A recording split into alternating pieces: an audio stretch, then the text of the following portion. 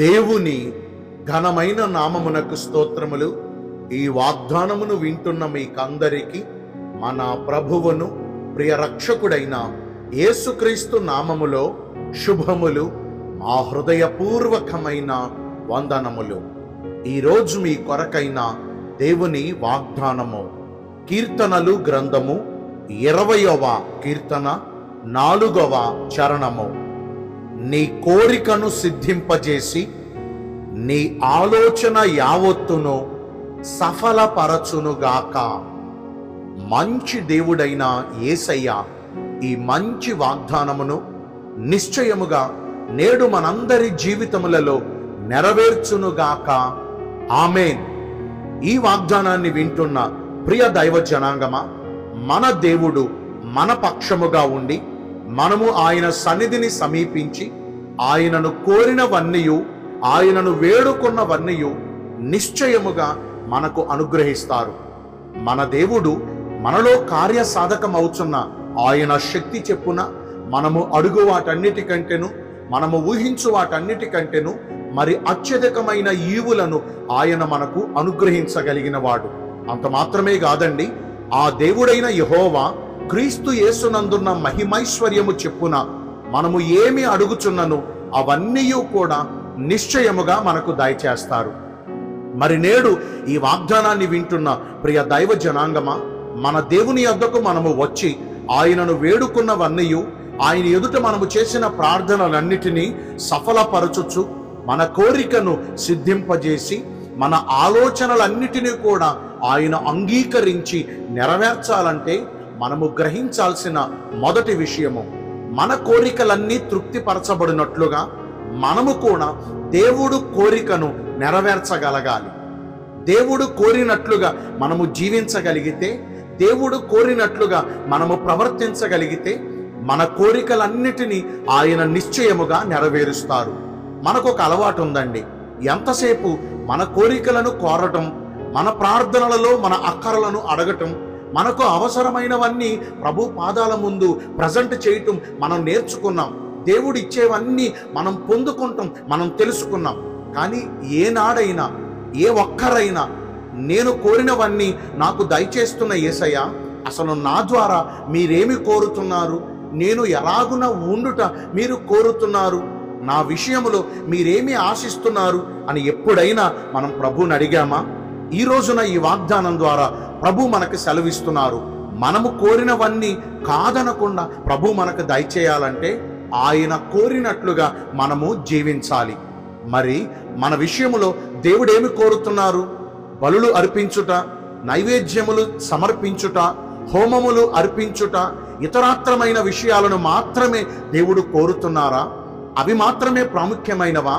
చాలామంది ఏం చేస్తున్నారు, ఇవన్నీ అర్పించేసి కానుకలో, అర్పణలో, బలులో ఇంకా ఏదో ఇతరాత్రమైనవి అర్పించేసి ఇవి చాలు దేవుడికి, ఇక మేము ఇవి అర్పించాం కాబట్టి దేవుడు కూడా మా కోరికలు తీర్చాలని కోరుతున్నారు.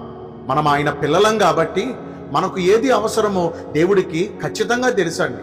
మనము అడగకపోయినా మన అక్కర ఎరిగిన దేవుడు మన కోరికలన్నిటినీ తృప్తిపరుస్తారు. కానీ మనం గ్రహించాల్సిన ప్రాముఖ్యమైన విషయం, ఆయన మన విషయంలో ఏమి కోరుతున్నారు. ఇందాక మనం తెలుసుకున్నాం, కేవలం బలులు, నైవేద్యాలు, హోమములు, కానుకలు, అర్పణలు ఇవి మాత్రమే ప్రైమరీ థింగ్స్ కాదు దేవుడికి. వీటిని మాత్రమే కోరి అవి మాత్రం చాలు నాకు అని చెప్పే దేవుడు కాదు మన దేవుడు. బలులను కోరుకునే దేవుడు కాదు మన దేవుడు. మరి ఆయనకు కావాల్సిందేంటి? కొన్ని విషయాలు మనం తెలుసుకుందాం. మొదటిగా దేవుడు కోరుకునేది విరిగి నలిగిన హృదయము. ఈ విరిగి నలిగిన హృదయముతో కూడిన ప్రార్థన అంటే దేవునికి చాలా ఇష్టము. విరిగి నలిగిన హృదయం అంటే అసలు హృదయము ఎప్పుడు విరుగుతుంది, హృదయము ఎప్పుడు నలిగిపోతుంది, హృదయము ఎప్పుడు పగులుతుంది? మనము చేసిన పాపాలు, మనము చేసిన దోషాలు, మనము చేసిన అతిక్రమ క్రియలు, దేవునికి ఇష్టము లేని పనులు ఇవన్నీ తప్పు అని మనకు తెలిసినప్పుడు మనము పశ్చాత్తాపడతాం. చూడండి, ఆ పశ్చాత్తాప హృదయం అంటే, ఆ కన్నీళ్ల పర్యంతమై మనం చేసే ప్రార్థన అంటే ప్రభుకి ఎంతో ఇష్టం. అట్టి పశ్చాత్తాప హృదయాన్ని ప్రభు కోరుకునే దేవుడు. దావీదు బేత్షెబాతో పాపం చేసినప్పుడు నాతాను ప్రవక్త దావీదును హెచ్చరించినప్పుడు నాకేంట్లే, నేను రాజుని అని సరిపెట్టుకోవాలా. అతడు వెంటనే తన సింహాసనమును దిగి బూడిదను రాసుకుని తన్ను తాను తగ్గించుకుని పశ్చాత్తాప హృదయుడై కన్నీళ్ల పర్యంతంతో కూడిన ప్రార్థన ప్రభు సన్నిధిలో చేశాడు. దావీదు అంటాడు, నా కన్నీళ్లలో నా పరుపు తేలి ఆడినది అంటాడు. అంటే తాను చేసిన పాపము నిమిత్తము అతడు ఎంతగా పశ్చాత్తాపడుతున్నాడో చూడండి. మరి ఈ రోజున భక్తుల్లో చేసిన పాపదోష అతిక్రమ క్రియల విషయమై పశ్చాత్తాప హృదయం కలిగి ఉన్నారా? మరి రెండవదిగా దేవుడికి మనలో ఏం కోరుతున్నారు అంటే పరిశుద్ధమైన హృదయాన్ని దేవుడు కోరుతున్నారు. మనము పరిశుద్ధపరచబడితే దేవుడికి చాలా ఇష్టం. గత కాలములో మనం చేసిన అతిక్రమాలన్నీ ప్రభు దగ్గర ఒప్పుకుని విడిచిపెట్టి మరెన్నడూ వాటి జోలికి మనము వెళ్లకుండా క్రీస్తేసు ప్రభు వారి రక్తములో మనము కడగబడి శుద్ధి చేయబడాలి అనేది మన ప్రభు వారి కోరిక.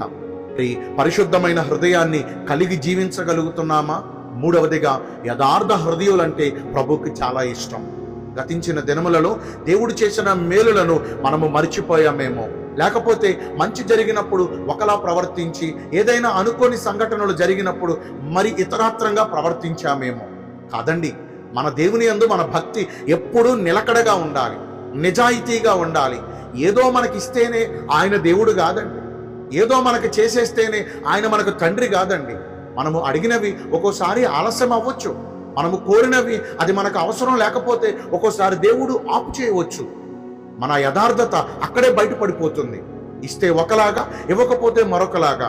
మరి మన భక్తుడైన యోబును ఒకసారి జ్ఞాపకం చేసుకోండి. అన్నీ కలిగినప్పుడు ఎలా భక్తి చేశాడో, సర్వస్వం కోల్పోయినప్పుడు కూడా తన భక్తిని ఇంకా పెంచాడు. తన యథార్థతను బట్టే దేవుడు కొంత పరీక్ష పెట్టినా కొంతకాలానికి 2 అధికంగా యోబును ఆశీర్వదించారు. ఈ నూతన సంవత్సరంలోనికి అడుగుపెట్టిన ప్రియ దైవ జనాంగమా, మనము దేవుడు కోరినవన్నీ ఆయనకు ఇవ్వగలిగితే మనము కోరినవన్నీ ప్రభు మనకిస్తారు. మరి దేవుడు కోరినవేంటో మనం తెలుసుకున్నాం. ఇక మీదట ఆయన ఉద్దేశాలు నెరవేర్చడానికి మనము ప్రయత్నం చేద్దామా? దేవుడి కొద్ది మాటలు మన వినికిడిలో దీవించునుగాక.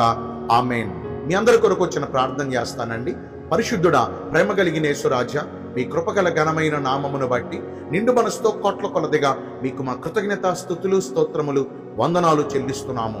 మేము కోరినవన్నీ మీరు మాకు దయచేయాలంటే మీరు కోరినట్లుగా మేము జీవించాలని ఈరోజు వాగ్దానము ద్వారా తెలుసుకున్నాం.